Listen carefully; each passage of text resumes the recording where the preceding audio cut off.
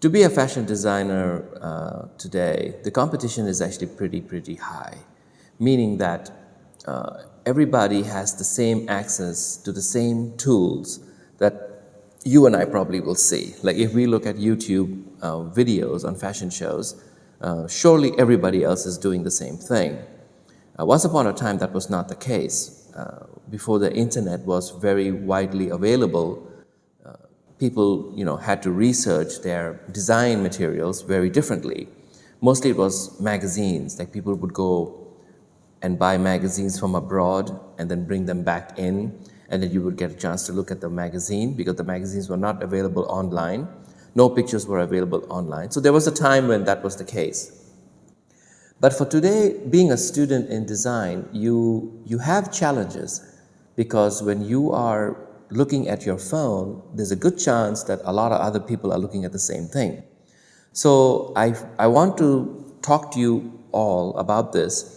Is now there's a chance of reversing it, meaning once upon a time you had to go to the library to look at things, and only when you are a student of a university you have access to the library, so you get to see it. However, today everybody is on the internet, so nobody goes to the library anymore. Right? Like nobody goes to the library anymore. So I think it's more fun for you to actually go to the library because you have access to one. And as a student of a design school, you have access to a library, and you should utilize it. You should spend some time in the library, flip through all the magazines, all the books. Now, I don't mean going to the library and just looking only at fashion things. That would be obvious, of course. But I want you to look at the photography section, the interior design section, the architecture, the color books, the library is, has so many things, so you should really, just sit and just walk around, pick a book here and there, and spend maybe 5 minutes with it and take a look and see what's going on in the book or the pages inside the book. And have your design journal with you so that way you can actually, jot down certain ideas and put the book back, because there's a good chance that you may remember that you saw something but you can't remember it clearly, and now you don't know which book it is. So it's like one of those things where you take a book, you see something interesting, jot it down, or you take your phone and just take a snapshot of it, and then you can draw it to your design journal. I like putting everything in the design journal because that way at least it's in one place in the design journal and not just all over in your phone, so that when you're trying to look for something, you can't find it. So the design journal is, of course, a good idea. The library is actually another nice spot for you to work because it's meant to be quiet. So there's a good chance that you're not disturbed by anybody, you're not disturbing anybody, you're just there focused to do your own work, your own research. So I think the library is a very good idea.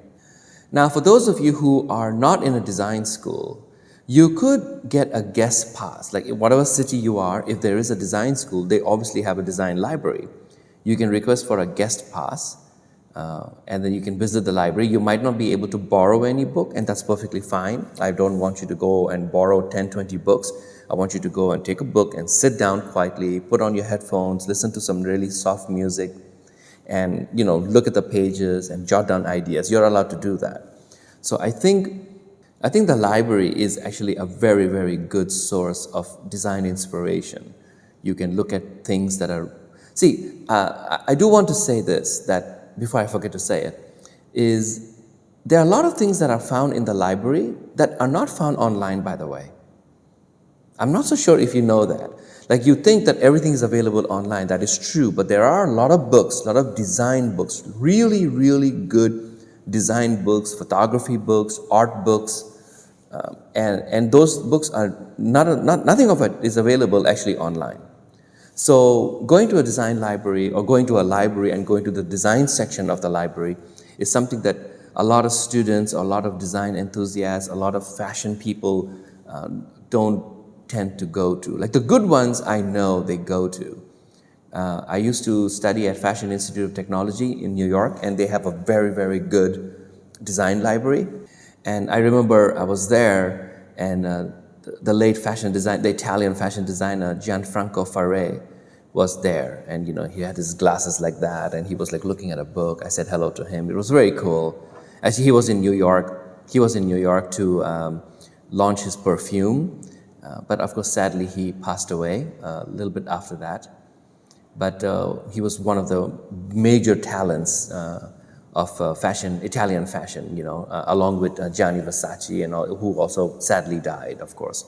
So going to the library is a very cool thing. So please, if you ever, any city that you are in, there is always a design school, there's always some kind of art school, and they do have a library. So if you do get a chance, go visit the library, pay it a visit, and spend some time there, some quiet time. Switch off your phone. Don't answer phone calls or do any Facebook or text, anything like that. Just spend 1 hour, focus your time being there. And I think you might get a lot of inspiration, a lot of ideas, a lot of cues on how designs are, and then you can find your spot, especially when you're a student starting out in design. You can actually see what you like as compared to what you don't like, and I think it's a great idea. So my advice to you guys is, please, if there is a library anywhere, do take some time, pay it a visit. I'm sure the library would appreciate it, and I'm sure everybody in fashion design will benefit from such a visit.